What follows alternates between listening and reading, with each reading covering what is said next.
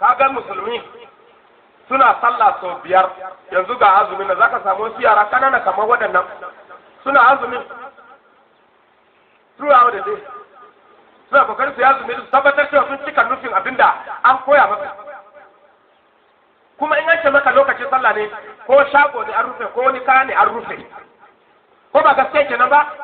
to bari ku ga abin mamaki inda zaka gane kirista har yanzu ba su san darajar kiristancin su ba addu'ar laraba sossofin nan ne kadai zaka gani a nan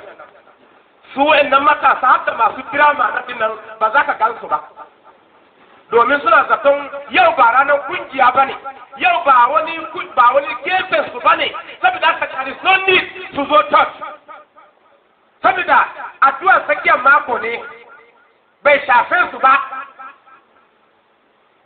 kai a ce mu yi ma Allah biyayya mu fa ranaku 3 nan ne kadai a sati addu'ar ranar Lahadi addu'ar Laraba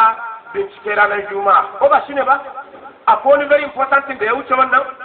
sai kuma kungiyoyi wannan kuma sai wanda yake wancan kungiyar shi zai zo amma lokacin 3 nan kawai ya gagare mu yi biyayya mu yi wa Allah mu biyayya sai waɗanda ba su da ceto suka yarda so 5 din nan ba za su yi mixin ba so 5 din da suke sallar nan ba za su yarda a ce ba su yi ba su da ƴaƴansu daga suna rututu zuwa masallaci amma mu a nan yau da an ci addu'a tsakiyar mako ne to sai sosofin da sun sa su yi kusa su mutu ya zama dole su zo a kun san plate number ku ya kusan bata yi ko ba ya kaba in ba ku zo ma za a haɗu da ku dole ne kuka ku zo amma shauran masu karfin nan da wasu shauran mazajen wanda sai ran ladi ne za ka gansu suna marmari suna can ran laraba ranar binciken sun sani ana can gidan giya domin mai Allah ya yi kuskuri ya bashi matsayi kuma an kuma biya shi zai je zauna ya dinga lodin giya ya saya ma wanda bai niyyar sha ba ma wai shi ya yi daidai shi kirista ne na kirki ko kuma ya lallaɓe wata yarinya memba nan ya ce ka same shi a wuri kaza su je su zauna su sha giya ya yi lalata da ita kamin shine rayuwarsa ya yi daidai a kiristancinsa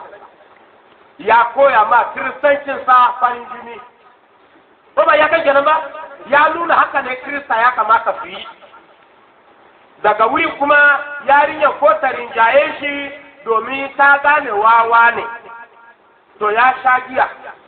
an gane kuma yana batar da kuɗi anyhow sai ta nuna masa so daga nan sai ruhunsa ya fara kyaman matan shi na gida aikin shi ba ka ki Allah ba to ka haɗu da shaidan duk da bayan ka mutu ya ki Allah dole ne haɗu da shaidan kawai ka ga mai kashi a gefen hanya baya son gaisuwa ba ka lura duk mutum da ya zauna yana kashi a gefen hanya baya son shi ya zanta kana zuwa ma haka zai yi wato kai sauri ka wuce kar ka ganshi ka gane ko baya son gaisuwa kaga don iskancin dan adam kuma ya wuce in an samu cikakken na iska sai ya ce mashi sannu malam to wanda ya kashi a gefen hanya shine mara kunya ne ko wanda ya gaisuwa ina son ku ba da amsa wanda ya gaisuwa shi wa yake shi